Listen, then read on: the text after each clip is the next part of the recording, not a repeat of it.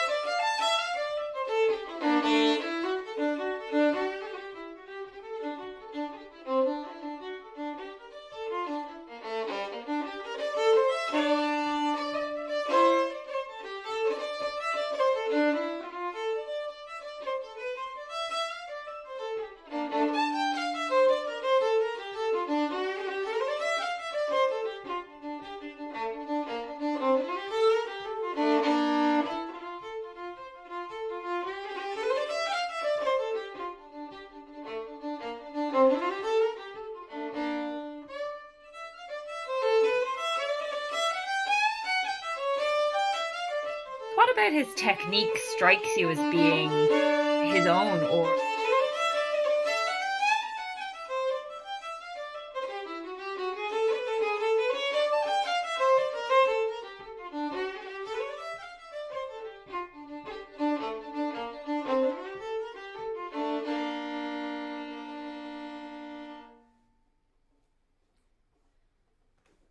I'm going to go back to the interview with Martin now because I was quite curious about what he thought of Potts' technique and where it may have come from. And to be honest, I was a little bit surprised by the answer.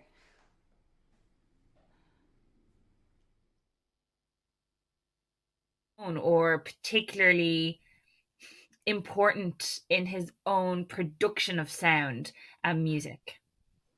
Yeah, I mean, maybe as I was saying earlier, I hadn't really thought that much about him from a technique point of view. I always found his kind of flights of fantasy, his melodic kind of deviations as the more interesting part of it. But having said that, I mean, I think it's something like in the production of technique in traditional music, like every individual is left to their own devices here, you know, like maybe not as much today as they were at one stage. But I remember in my own upbringing musically, like nobody even showed me how to hold the bow. I don't think I got proper instruction on how to tune the fiddle. I never played a scale. Nothing. I just watched and listened and played. So the production of tone, intonation, all of these things are homegrown things. And what I found in my playing, and I imagine this might translate over to Potts, was that like whatever I was capable of playing was simply like following my own imaginative journey of how I wanted the music to be expressed. Like I just simply acquired the technique somehow in the effort of trying to make the thing happen. And so I feel like that Tommie Potts is often these flights of fantasy, this imaginative world, and that in a sense, he's making the technique. You know, that thing of like you make the path by walking it. Like in a way, I think he acquires all the technique he needs to realize all the ideas he's imagining, you know. I'm delighted to be joined by another Dublin fiddle player and the director of the Irish Traditional Music Archives, Liam O'Connor. Thanks, Aoife. Yeah, great to be. Yeah. Great to have you in, and great to have to admit I've been very jealous, slaving away at the computer upstairs here, and you down here listening to Tommie Potts and listening to great interviews and then playing great music, and you're very eager to discuss all your transcriptions and all your what you found here as well. It's going to be really interesting for me. Well, I suppose, yeah, I'm not the first fiddle player to have taken a fancy to Potts and what he can do, but do you remember the first time you heard Tommie Potts? No, my father was a friend of Tommie's, and my dad grew up in the Liberties in Dublin, and so did Tommie. Tommie was 6 to Coombe, I think. My dad was on Grey Street, and go back a generation at least, like Tommie would have been known to my grandparents, and Eddie Potts, Tommie's brother, also used to call into the house, I believe, and played. Have some recordings from my grandparents' house of Tommie playing as well, and so I suppose it's through my father that I would have been exposed at an early stage to Tommie's music, and would have been. My mother's from Clare, and on long journeys, it used to be 4 or 5 hour journey, or maybe more, 6 hour journeys in a packed car with 4 siblings stuffed in, and mum and dad in front, and dad would be in charge of the music all the way there, and Tommie would always get a good 2 hours of that journey, you know. So it was kind of gradually crept up on me. I'd say about 9 or 10, 11. That's what I was saying. Actually, after the journey, you still wanted to go back and listen to your man, you know, Tommie. So I never met him, so I'm always trying to gather little bits and pieces of stories or anecdotes about him, and interview quite a few people about him as well. But yeah, love his music. What about yourself? How did you have a lot of similarities in background? That Tommie's father was a piper as well, John Potts, and is in Brannan's collection. Sadly, we know recordings of John Potts, but like your own father, Mick O'Brien, you would have had a similar upbringing in traditional music yourself. I think the time I felt most similar to Tommie Potts is when he said he held his breath when he was trying to play the pipes for the first time, because I'm pretty sure I did the same thing and thought like, yeah, it's a great instrument, but it's probably not for me. It's probably best I leave it alone. Support the breed. Yeah, exactly. But no, I think there is definitely something to be said if you don't necessarily play the same instrument as your parents, because you have, you know, different technical influences and also different notations that are possible on the fiddle that are not possible on the pipes, for example. My mom's a banjo and a fiddle player as well, but that's a whole other ballgame. A banjo style of playing is also completely different to what we do in the fiddle. And I think one of the reasons I was so taken by Potts's music is that it couldn't be played on those instruments. So there was a brand new avenue that wasn't part of the oral tradition at home. This was a new sound and a new voice, and it was something that could, in a way, belong to me in the family. That it was my decision to listen to Tommie Potts. Although Dad did introduce me to him, absolutely, it was kind of a eureka moment. Like, oh, you're allowed to do that. And I think but there is that to it, because there's so much respect for the tradition and heritage, and you don't want to be the one to break that. You don't want to be the one to kind of take it in the wrong direction. Not that that exists, but there is sort of a, let's call it a moral compass when it comes to traditional music and respecting the greats. And for Tommie Potts to have a place as one of the greats, despite the, let's call them the deviations or the recompositions of the music, for him to be considered one of those greats, as you probably found yourself, opens a whole new avenue of what you're allowed to do in the tradition, which was, you know, kind of mind-blowing that somebody had not only done it but perfected it and made their own language from the tradition that we grew up with. Yeah, I think there's a lot in that. It kind of occupies a space, but that purists can be big. That's a horrible word, purist, I think, in our circles, but he can be regarded as having all of the best in tradition and a real solid ground. All his ornamentation, his intonation, his the bread and butter fiddle techniques. He has all them rolls, triplets, grace notes, the works, and then he has the, like you said, the deviation is a great word for it, and like probably a lot of great art. He's full of contradictions. He's able to tread that tightrope that even historically, like even the Crossroads conferencing, like Micheál O'Sullivan was championing Tommie Potts' hero, kind of an avant-garde almost approach to traditional music, and then someone like Johnny McMahon also laying claim and finding the shared, a huge respect for Tommie. And actually, that might be interesting too. That I know you've been listening to interviews by Micheál O'Sullivan, who did his doctoral thesis on Tommie's music, and Tony McMahon, who interviewed him for RT and is a lifelong champion of Tommie's as well. Did you find much of interest in those interviews?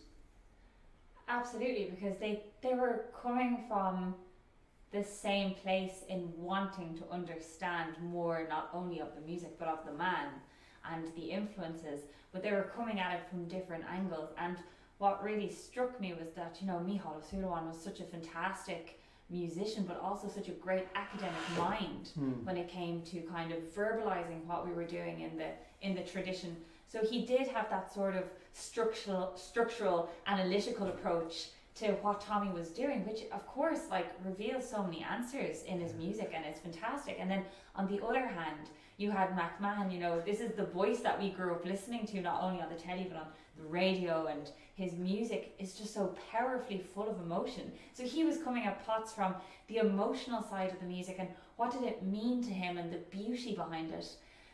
So together you get this amazing picture of what Potts was about, and it was interesting seeing how Potts responded to the various questions, because sometimes it was almost as though he was put under a bit of pressure from the kind of structural analysis point of view, that he couldn't always verbalize what it was he was doing. And I think that's where the emotion of the music comes into play, and possibly his outside influences, where it's like you were saying, we grew up listening to so much music, and we grew up listening to more than just our traditional music. Mm. And as a result, we have those subconscious influences at all times. So what I would love to do is go back in time and go through Tommie Potts' record collection and see who was playing on the radio at that time, and you know what they were saying about the music and what he would have picked up on. You know, maybe just sitting in the front room, sitting in the parlour, listening to the wireless, or you know, I'm sure he had a fine collection of records. And then what that led to in terms of his thought process, because with this man there was so much happening behind the scenes that can't be explained through one album of recordings. Yeah. There was so much more happening that I feel like going through Tommie Potts' music and his interviews, there is a lifelong journey that led to the Liffey Banks, and that's the record that captured everybody's hearts and minds and imaginations and blew everybody away. And even in that essay that you mentioned, Traditional Ears, that Micheál O'Sullivan wrote for that Celtic Crossroads convention, Celtic Crossroads, Potts was being compared to like Grappelli and Menuhin, and you know, what an honour! You know, that's mental. It's incredible, to think that this man from the Liberties in Dublin had that kind of already had that global acclaim. And actually, one of the questions I asked Martin Hayes, he touched on that, and we might just listen to what Martin said, because it really captures what we all think of Tommie very eloquently. Lovely. We were just talking about that a while ago, about, you know, what if Potts had been brought up in a different musical setting? What if he had been a different type of musician altogether? Who or what would he have been, considering the legacy he's left for our tradition? I mean, how many fiddle players play things like, you know,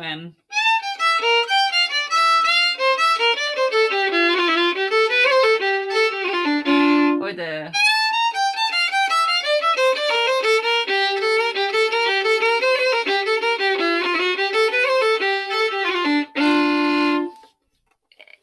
Yeah, I mean, like I often say, you know, people talk about like John Coltrane as this great improviser, this like who went into a kind of a spiritual quest, as it were, you know, and who just played in an uncompromising way things that he didn't care whether people understood it or not, like, but he was going deep, deep, deep, you know.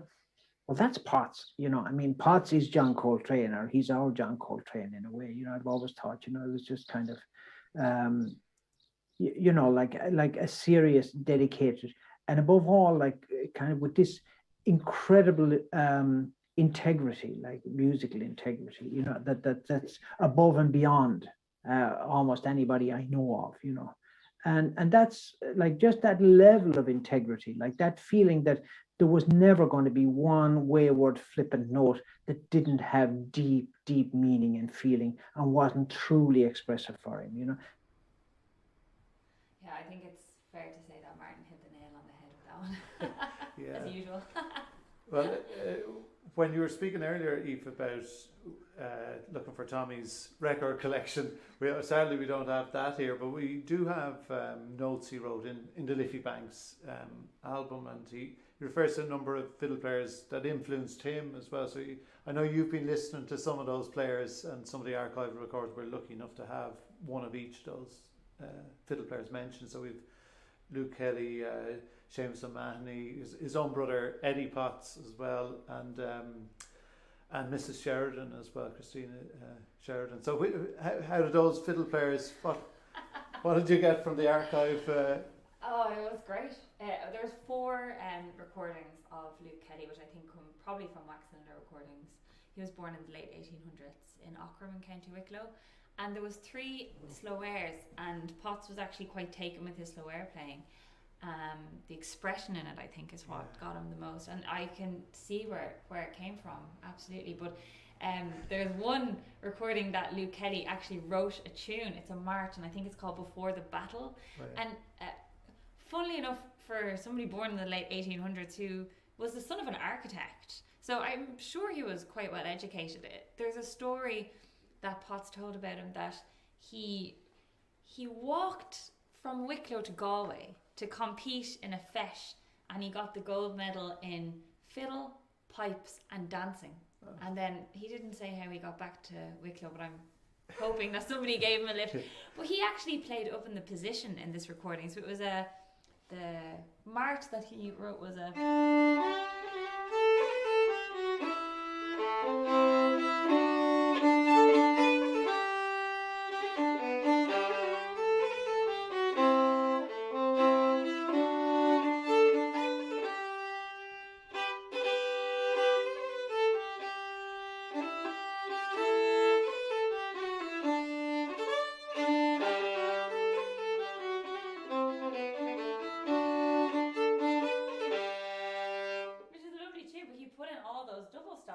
But what really actually made me giggle a bit was when he went up the octave. So he...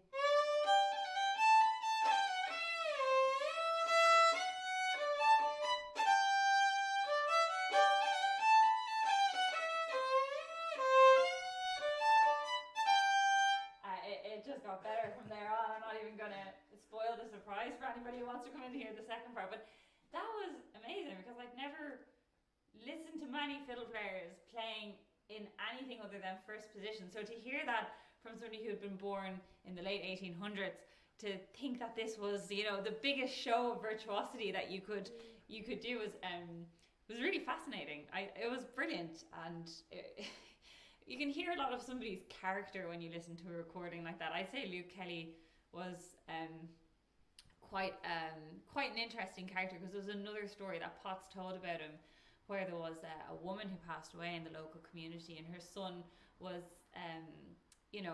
perhaps needed a little extra care and assistance from his mum, and there potentially wasn't the infrastructure for that at the time, and the mum was very poorly, and Luke Kelly was looking after her. So he knew that the woman didn't have very long to live, and he said to her son, you can come and tell me when she's passed on, and I'll be there to help you, absolutely. So Luke Kelly went home, and he'd said to the son, like, what room I sleep in, the window will be open, just throw up a stone or something. And the son came that night. Luke Kelly was sitting in the bed smoking a woodbine and reading the paper, and a cabbage flew through the window where the son had thrown in a cabbage. And Luke knew then that the woman had passed on, so he went to the window and said, is she gone? And the son said, dead as a doornail. And that was... So he must have been quite a character in the local community for that to be the relationship with him. So I'm sure he was a very fun-spirited man, and you can hear it in his music. But then there's also, a huge amount of emotional depth, particularly in his airplaying. Yeah, I think Potts mentions that in the Liffey Banks, that I think he had some kind of just almost borderline disparaging remark. Luke Kelly, although not a great fiddle player, to the effect of I enjoyed his airplaying because of these harp-like runs. But one fiddle player he did really speak highly about was James or Seamus O'Mahony from Mitchelstown in County Cork. And we're lucky enough to we were able to publish recordings of him. They're on the website, and he was a brilliant fiddle player. And again, he had great command of the instrument, but a great air player as well. With Miss Sheridan too, you listened to recordings of her with the Cumberford Trio. She lived, I suppose, in that area too. Her mother was Mrs. Bridget Kenny, who would have been a big deal in and around the Liberties and in fiddle playing circles, but nationally as well, as one of the great traditional musicians of the late 1800s, early 1900s. And her daughter Christina Sheridan was someone else also that Potts looked up to. You took a listen to her with the Cumberford Trio. Oh, it was brilliant. Like the piccolo and the piano. The pianist in that trio was phenomenal, but it's quite an unusual sound compared to what we're used to these days. But it made me think of whether or not Potts had ever played with an accompanist himself. So there was 2 recordings available for me to listen to, and what struck me was it was sort of a realization that Potts didn't wake up one day recomposing tunes and deviating off the traditional melody lines. He is a fantastic fiddle player and is as rooted in the tradition as anybody else, And there was a recording called, I think it was the Jenny's Chickens recording that struck me particularly. It's such fantastic fiddle playing, yet it's a different Potts. It's a totally different man. And we might listen to that now, just to kind of start the evolution of his journey, I suppose. Yeah, right.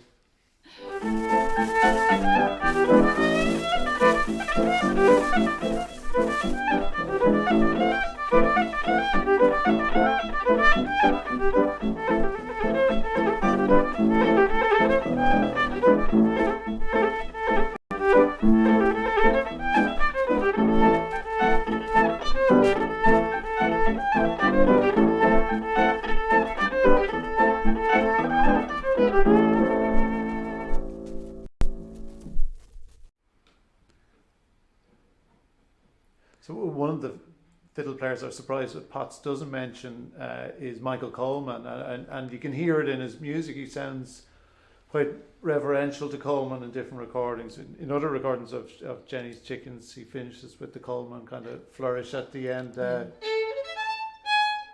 And Bonnie Kate comes to mind there on that track, on a longer version of that track we just listened to. But do you find when you listen back to the earlier recordings or the Coleman repertoire as well of Potts, that he has that grounding in good pound for pound traditional music without what we recognise as those real characteristic Potts traits? I do. I think that he was, just as we all are, influenced by the musicians around us. Like, I think every musician goes through sort of a period of growth, let's call it, where you kind of immerse yourself in recordings of certain musicians. So, I mean, I can speak for myself when I say Martin Hayes and Frankie Gavin. God, I could have listened to them all day long, every day, on repeat, non-stop. And it wasn't that, I didn't want to play like them note for note, but I wanted the essence of what they were doing. I just absolutely loved it. And it's that full immersion in it's as, I suppose it's a drug, isn't it? Just like you just keep going back for more, until you realize, I'm never, you can only play in your own voice. And even when you go to Potts, you could never imitate him note for note. And I've tried and failed, and it was so stressful because you're trying so hard to, be reverential to him and almost kind of obey every note that he ever played. And then you listen to the earlier recordings and go, hang on a second, I can play that tune in that way, like straight through as it is, Michael Coleman style. Where did it change? Like, where did it all go, off the beaten track with Potts? And it's a great feeling that it's so personal to him that whatever you take away from it is then personal to you, and you'll never ever sound like Potts. You can only sound like yourself, maybe channeling some of his music. And especially he has a quirkiness to him, especially in terms of like rhythm, which I think probably stems, he has a fantastic bow hold, probably stems from his bow hold as well, but also I think it just hammers home how much he prepared certain tunes, like there was a spontaneity about it, but it wasn't necessarily happening on stage. There was a deep kind of, let's call it a selection process where he probably eliminated certain variations or certain deviations or recompositions, and there came a time where they either stayed or didn't stay, and I find that fascinating. Yeah, I think I totally agree that I find one of the difficulties if I get a recording, if someone gives me a recording of Tommie Potts, I go, well, have I heard that before? It might be the Star Munster or a tune that I've different copies of, or different recordings of him playing that same tune, and they could be 20, 30 years apart, but it's really, I agree with you. I think that he worked on his tunes in the privacy of his home, and then when he came out to play or for a record, he had a almost like a palette to choose from, that the improvisation happened behind closed doors, and he was almost presenting his arrangements and works like in a very It sounds improvisational when he performs it, but I because he reused variations so often, I strongly suspect that the work was done at home. Yeah, but I think even within his variations, if the notes were different, there was that mambo Italiano that everyone talks about from My Love Is in America. It has that great rhythmic essence. It's like, you know, the... So you got those three Gs.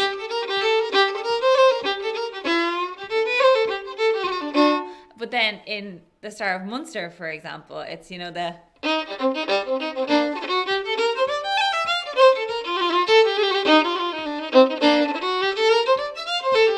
So you've got that same kind of quirkiness that... So even though it's in a different tune, I feel like that is really quite essentially Tommie Potts. And then the kind of irregularities in some of the tunes, there's a few where you have to know 3/4 bar. Like it just doesn't work otherwise.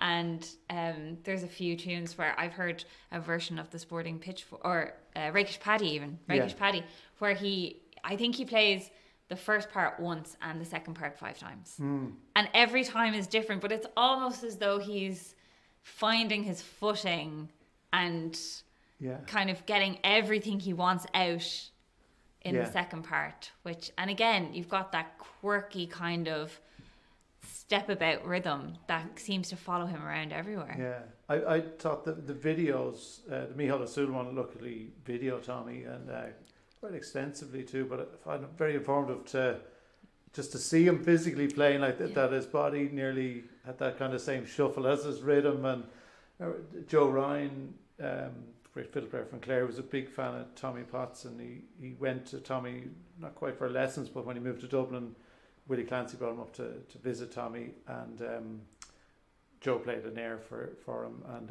Tommie said to me, if you ever want to come back and learn how to play airs, you know, my door's open. So Joe went back the next night and became great friends.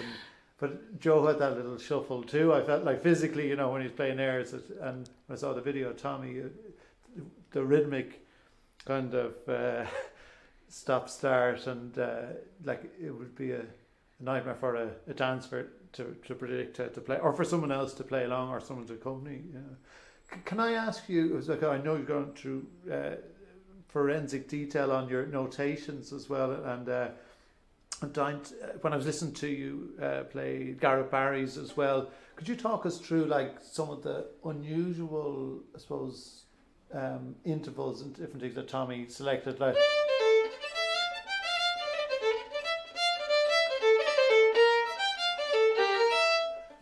you've spotted patterns in Tommie's playing, like almost reoccurring motifs or kind of licks as such, if you wanted to call them. He was huge into D minor. It was his favourite key. And, you know, Rachmaninoff wrote piano concertos in D minor, and Bach has the second partita in D minor, the Sibelius concertos in D minor. And it's a fantastic key for the fiddle anyway. Like, it really resonates. But I would definitely think that there was a harmonic feeling to everything Potts did that was not normal in the traditional music at that time, or not normally heard anyway. And if you listen to like the first few chords of like the Chaconne, for example, you have like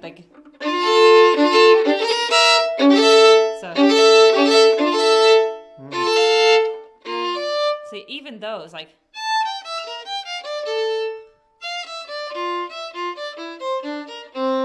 he really liked those weird intervals, like the sevenths, for example. Yeah. So like even there, like you could hear that in what he was doing a lot, and the jig from that partita as well, like the.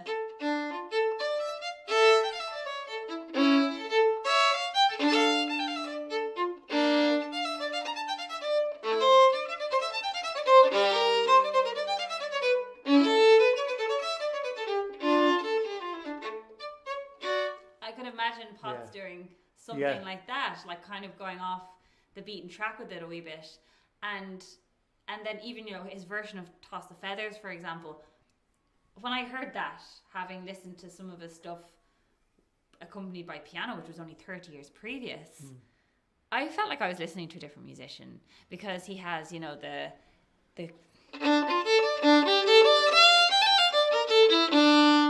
but he also does the most incredibly intricate rhythmic exercise with it, where he adds or takes away beats. So there's some 3-4 bars within the reel, and I would love to listen to that now, because I would not do it justice even if I tried.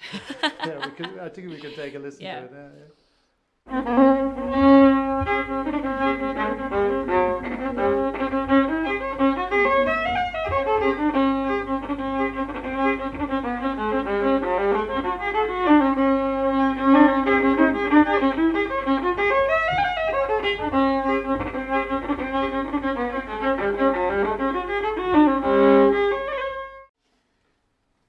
So I would have started transcribing that music, or trying to transcribe it, as a teenager.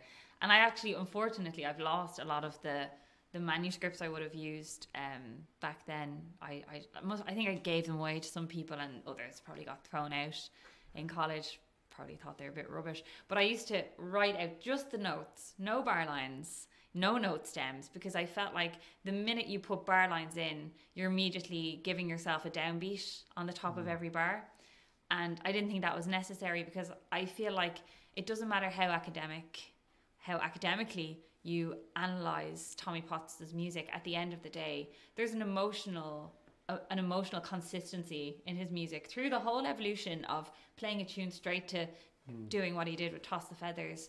That is, you know, that's sacred. You can't write that down. And I felt the only way I could try to learn or understand his music was to kind of have the notes, because, you know, I've often made a bit of a bags of playing some of his variations, just because it feels like your fingers on ice. It's not what you're used to doing, and it's definitely not what the tune in its original form is. You know, it's definitely not that direction that you're going. So you kind of find yourself in a kind of precarious place where you're not really sure if you're completely in control. And that's part of the reason I love it. Like, you have to take risks and you have to go for it. I'm probably more spontaneous on stage than he was, in the sense that I will just try and jump into it and see what happens, and not necessarily hope for the best. I wouldn't say that, but definitely not be afraid to try and channel my own voice with kind of his assistance, I suppose. But that was how I looked at it. Like, if I had the notes and if I listened and played along with him, I would eventually begin to understand his feeling of the music. And even with that Toss the Feathers sketch, really, I did it here, I think last week, when I was listening to a tape that he recorded for Peadar O'Loughlin. And it's very hard to transcribe something that you're so emotionally invested in yourself, because Potts' music has such a pull to me personally, that it's so beautiful, and it's like looking at a piece of art. Every time you look at a great piece of art, you notice something different, you see something new. And every time I listen to Potts playing, I hear something different, and I hear something new, not only about from the music, but from himself as a personality. So that was a great tune to kind of trip me up with. And I make plenty of mistakes when I'm transcribing the music. And you know, what I would love to do and bring to the table is that my transcriptions, well, a lot of them are tidied up with bar lines, and I use different kind of, you know, I'd definitely write in accents for those kind of quirky rhythms, or even for the Toss the Feathers, like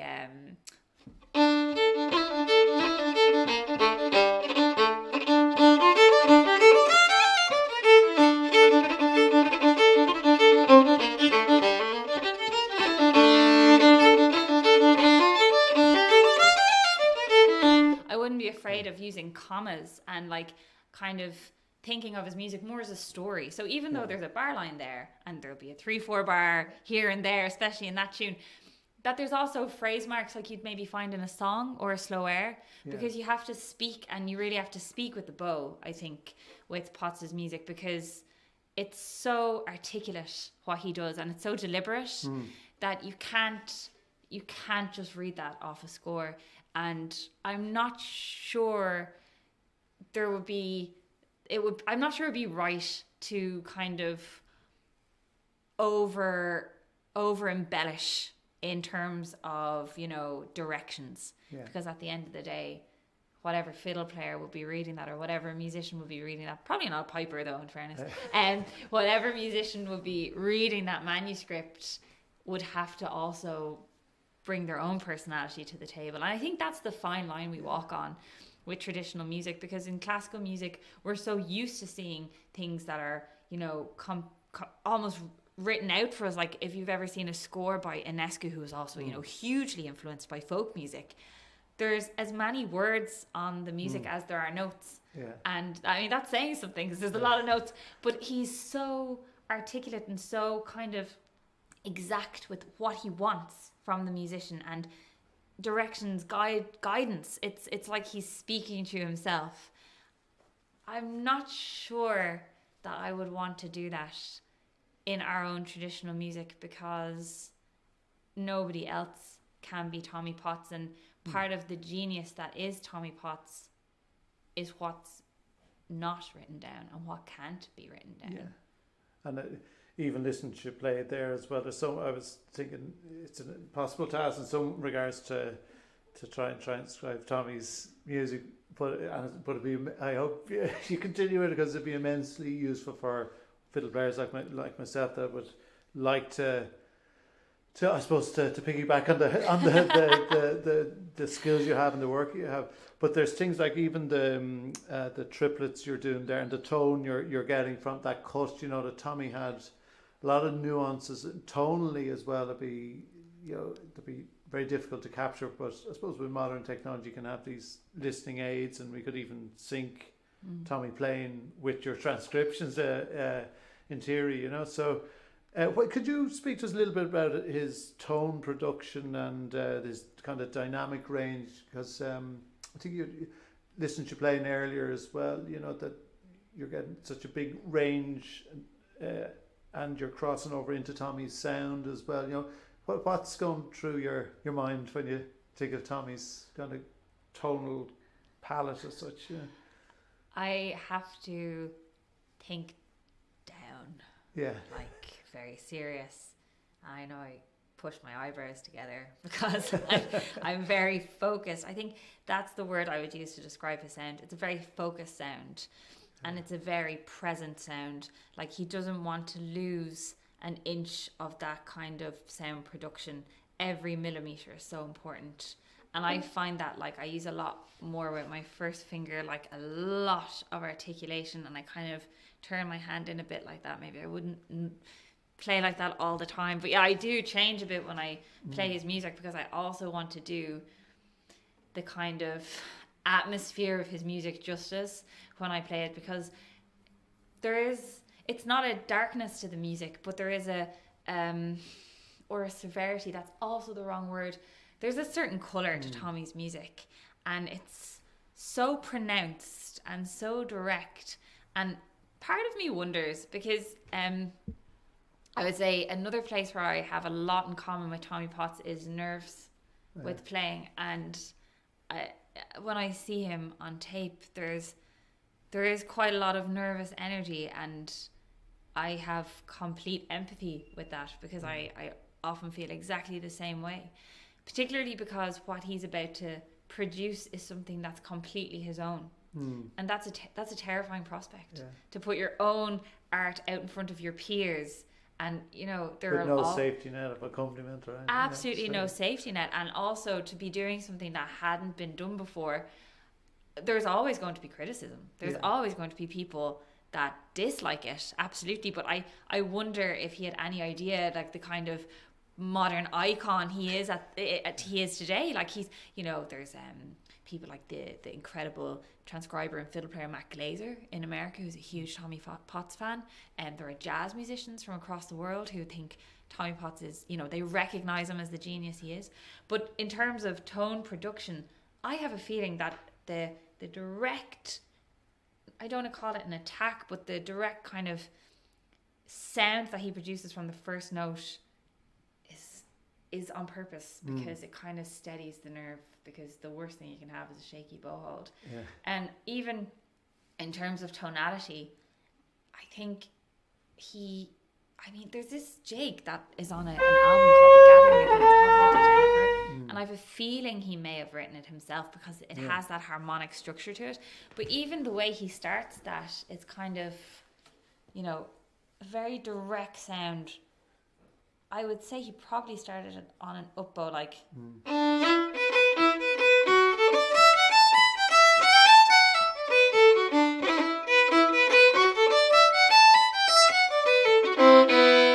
And it's always, you have to kind of end the phrases and kind of think fiddle up, bow down, and heart in the music. Yeah. Just pure emotion, because everything is harmonic. And even in that tune, the second part, it's almost like there's a hope after the minor first part. So I think he felt every note, and that's what makes it so special and so personal to him and so well articulated. Like,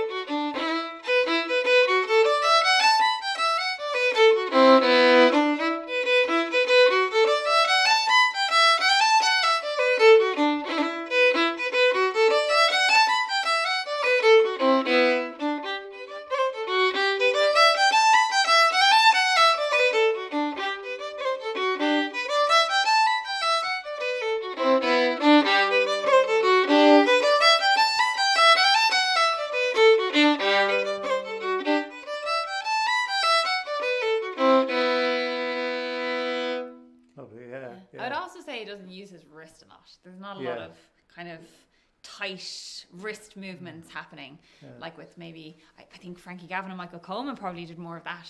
It's more of a structured sound that's kind of the arm itself Just moving. strong contact, and then and can stop abruptly too. Like, absolutely, like a huge element of control. But then his dynamic range is also very impressive. So I think he definitely knew how to use the bow in terms of sound production and quality of sound. Like, I don't think, I wonder if he sat down and thought about it, but he definitely had a sound in his mind that he wanted to capture, and he did it. Yeah, and on the Michal Zulwan's video of Tommie, you see that as well, that even aside from the intensity and the pressure on the boat, like, uses speed as well at times when it suits, when he really there's like the lads a leash, I think. But that he had a lovely phrase at the end.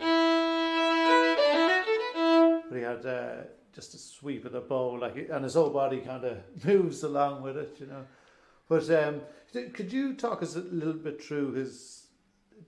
One of the things I love in Tommie's music is that it's kind of these little preludes or little introductions and tonal, like a few chords, just to give it almost set the scene for a tune to start. You know, it's like, I'm not aware of any tradition or many traditional musicians doing that even now. Like, you know, just.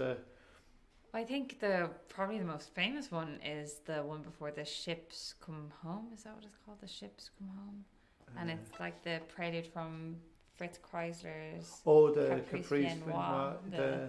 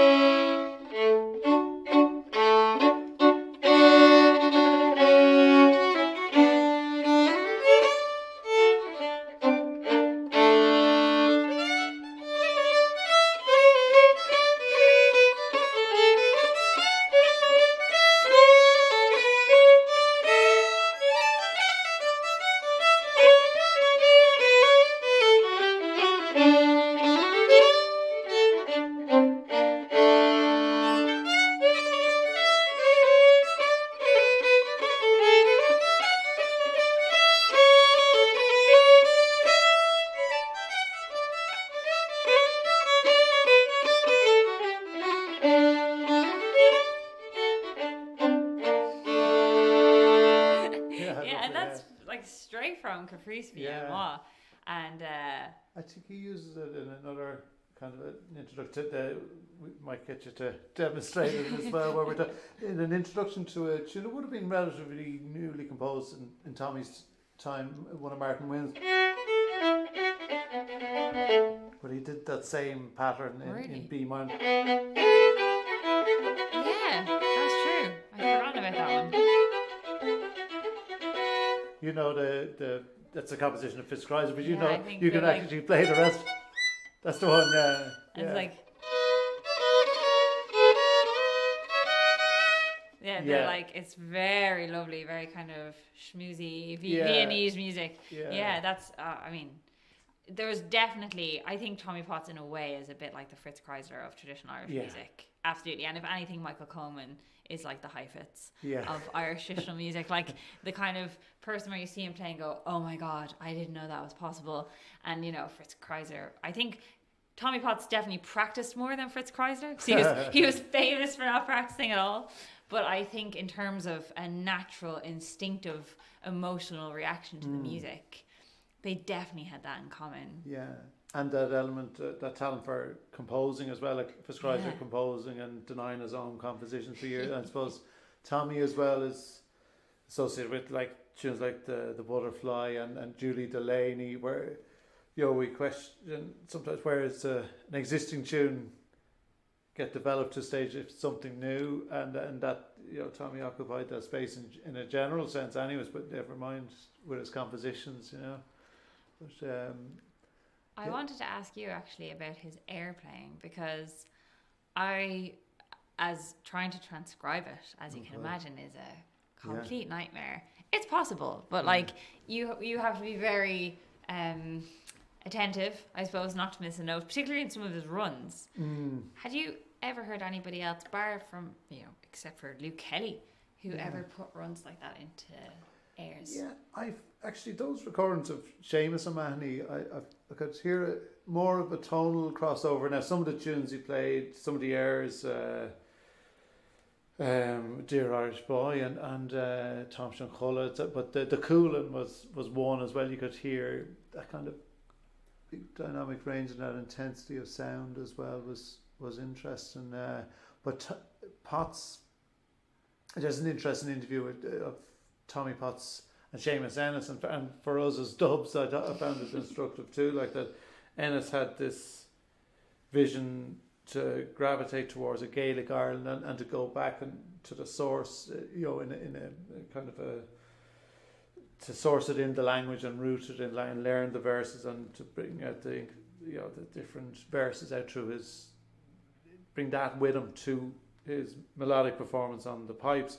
Whereas Tommie didn't have that access to Irish language, but Tommie himself, in his own words, felt that he was told by a Shannon singer that he could cross over, capture the essence of that type of airplane. I think,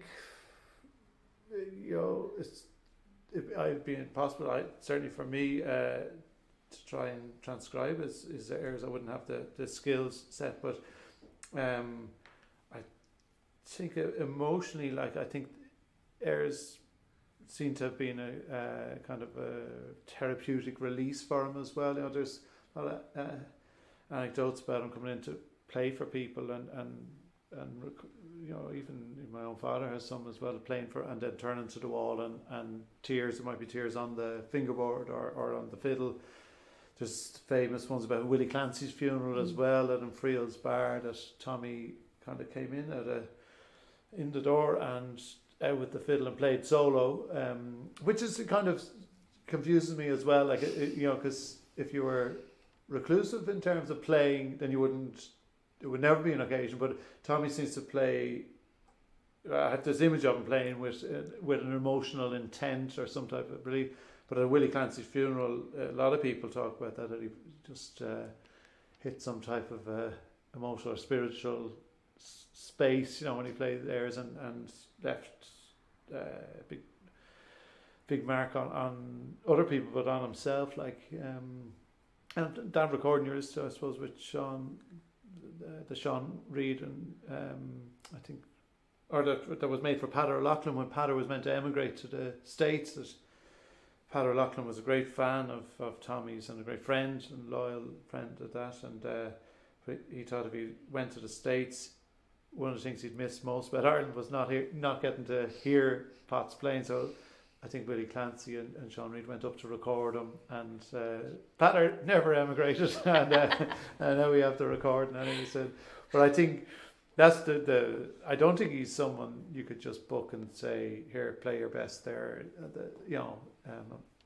I think it was more, music was more precious than that, than transactional in terms of playing professionally or So getting off to your question about how to transcribe it, I don't know how I do that. I think it's the same things apply. Those runs are beautiful. They almost suggest a chordal underlayer to the melody. It keeps the melody quite strong, but at the same time there's lovely embellishments. There's lovely variety in the tone he gets, and there's an intensity as well. Like it's not background music. Like, and it just you wouldn't want to be trying to read a book or do something else. It's demands your time, and it can exhaust. I find it exhausts me without warning. If I've listened to him through for too long, I'd be loving it, and then all of a sudden, bang, like off a cliff edge, though it has to be turned off. Like, I know it's definitely not something that you listen to for pure enjoyment. Like, there's no way of kind of passively listening to Tommie Potts. There has to be an active, and you have to be active when you listen to it, because you have to allow yourself the kind of emotional capacity to be taken in by his music. But one of the things I find quite interesting about his air playing, particularly his air, the Blackbird, is that it's quite similar in structure to that from the Goodman manuscripts. And I question if there was maybe a different version of the air going around that he came into contact with. But he has some phenomenal runs,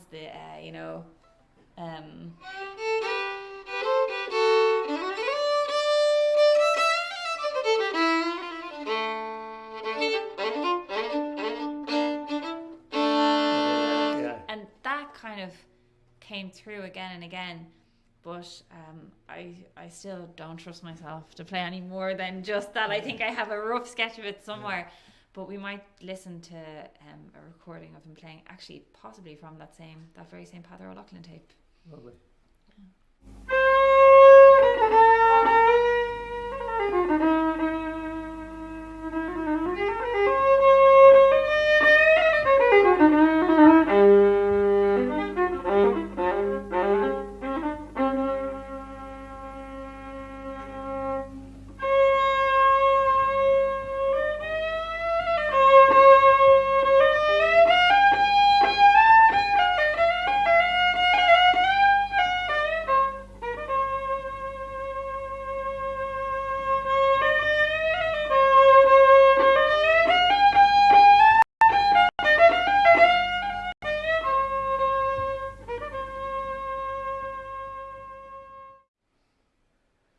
Such spectacular playing, isn't it? It's kind of challenging on an intellectual basis and an emotional basis. Like it's both at once, you know.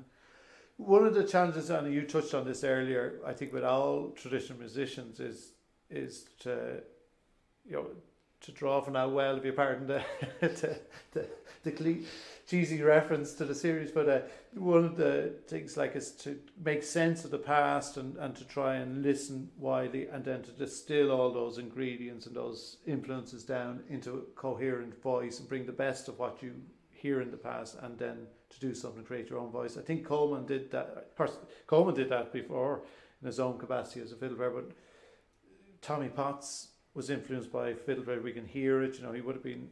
You can hear Coleman. You can hear the Luke Kellys, the Mrs. Sheridans. You can hear Seamus O'Mahony, his own father's piping tradition. Your challenge now. Where do you see? What do you take from Tommie? What do you drop off? What do you leave? And you have a very, very distinctive voice in tradition, and a distinct, very unique skill set, upbringing, great classical training as well, and a great knowledge from other types of music around the world. Where does Tommie fit into Aoife Ní Bhriain's voice now? How do you manage that journey? That's a really tough question. I suppose I've kind of been dipping my toes in the water for like, God, at least 10 to 15 years now, where I've kind of gone in and maybe had a few months or a year where I would be completely taken by pots, and then I'd kind of walk away and say, oh God, I need to clear my head of that now. Like there's too much going on. I've kind of learned a lot of what I can and can't do through trial and error. So all my life, I wanted to keep my traditional life and my classical life completely separate. I saw no reason whatsoever for them ever to cross paths. And of course, naturally, because I felt so strongly about it, I saw that kind of relationship between the two sides happening far too often, and I get very frustrated with myself and very frustrated with the surroundings of which I was in. Like silly things like you'd be playing a partita by Bach and someone would say to you like, oh, it's funny how you do that ornamentation, it sounds very folky. And I'd be furious. Yeah. I'd be completely livid because what? That's absolutely not what I meant to do. And I suppose it's a bit like being bilingual, isn't it? You've got these two languages that kind of cross-contaminate in your head or in your hands. And in terms of classical and traditional music, because I grew up with both and continue to exist in both of those worlds, I don't feel a need to exploit the traditional music with a classical virtuosity that doesn't really have a home there. I don't feel like that's a natural thing to do. I don't feel like I would feel comfortable in myself doing that. Sometimes I find it very difficult to switch from one to the other, and that's the real challenge, because it is like speaking two languages on the same instrument or speaking two languages to the same person. Could you imagine if if we spoke let's say, I don't know, French and Italian to each other all the time, two languages that have so many similarities and cultural connections, we'd be throwing in words from the various languages all the time. It's not even comparable to English and Irish because they're so different. It would have to be a language that is a bit closer, because through my childhood the language of traditional and classical music was that close. It had that proximity, so it wasn't two massive worlds apart, and never really has been. It's always been very, very tied into who I am. And that's very difficult because you can't split yourself down the middle. And I think that's what I tried to do for so many years and failed so miserably in kind of proving that I could do that, because it's not who I am. Yeah. And that's part of the problem, isn't it? You can't change who you are fundamentally or what you grew up with. So I suppose, to answer your question, I don't know is the honest answer, because the biggest thing I took away from this research into Potts is that his voice evolved, and that he had those various influences coming through his music for years. And if anything, it gave me hope, because it doesn't mean that I have to suddenly turn around and produce something that's never been heard before. There is no responsibility on me to do that. All I have to do is keep doing what I'm doing and see what happens, because that's what I've been doing my whole life, and I learned from my dad, my granddad Dinny. I learned from my mom, she came from Sligo.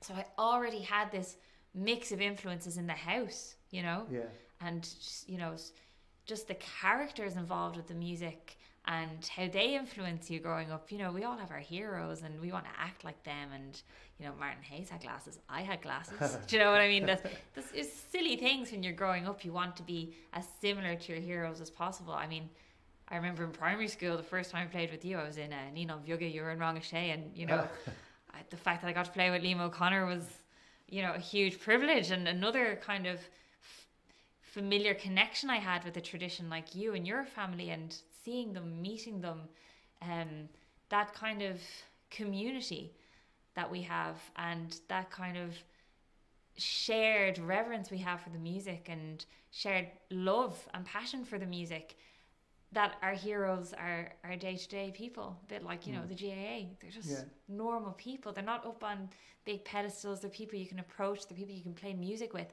So you learn that language the way you learn English or Irish growing up at home. There's no kind of disconnection from it. It's surrounding you. And I was so lucky that it was exactly the same with classical music for me. You know, and we had people like Alain Fremont, the pipe maker, who passed away, who would introduce me to Oistrakh, Peter and the Wolf, Stefan Grappelli, big bands, and that totally blew my mind. Like, and it just made it so familiar and so attainable, that this was something that was attainable. You could do all this. You could exist in all these different dimensions. And then the older I got, the more I thought, oh God, Jesus, maybe I should be doing one or the other. And that was just impossible. That just wasn't, that just isn't how it could be. So it was kind of a struggle. But now I think moving forward, I am happy to kind of allow any of the knowledge I have from folk music influence how I look at classical music, and vice versa.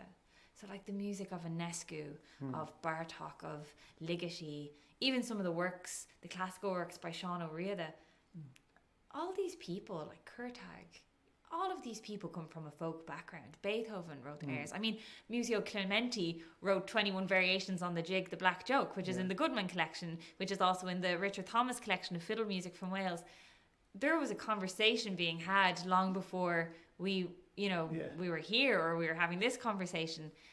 And that's very reassuring, to kind of show that you can do both to the best of your ability and to the best of your professional ability and knowledge, and yet they can actually go hand in hand. And that's how I feel about Tommie Potts as well, that he kind of led the way for a new way of listening, a new way of expressing yourself, and I suppose a sound and an atmosphere. And I don't want to use the word drama, because I don't think it's correct in describing him, but a sincerity and a kind of a sense of individuality that is extremely special and is so inspirational for our traditional music. He reminds me of people like Chrysler, people who stood out. If you heard them on the radio, it can only be that person. They have that sense of self, that sense of purpose, and they've spent so many years immersed in the music, thinking about the music, exploring the music, and then producing what we get to hear, which is the finished product. If only we could hear the 30 years of explorations as well. Yeah. Well, Aoife, this has been fascinating for me. I could stay all evening, but I'm gonna impose you and ask you to play. Would you play that you know your piece that can draw on both of those worlds, and give us an insight into your mind as well, and your influences too with the Bach saraband, and take us on that journey. Yeah. So it's the Bach saraband from the second partita in D minor, and then the version of My Love Is in America from the Liffey Banks, where I think it's very iconic Potts in the quirky rhythms. And you know, he was a religious man, and Bach wrote music for God. That was what he did. So that alone kind of led me to a connection between the two of them. Also, I studied in Leipzig. Yeah. So I studied right around the corner from where Bach wrote music for years. And I grew up in Dublin, where Tommie Potts lived for years, thinking about this music, possibly being influenced by that music that was written in Leipzig. Yeah. And it just made me realise, actually, you know, this is a lot closer to home than I could ever have imagined. And that's why I decided to try and merge it. And then Martin Hayes asked me to do a project for the Kilkenny Arts Festival, Partitas to Pots, and that was it was like being an archaeologist. It was like a whole excavation into both worlds, and it just goes to show visionaries like Potts, visionaries like Martin, visionaries like yourself, and it just continues, and hopefully it will continue again throughout the generations. Gur míle mágad Aoife. Gur míle mágad, Niamh. She's in on a spatial spraggle around.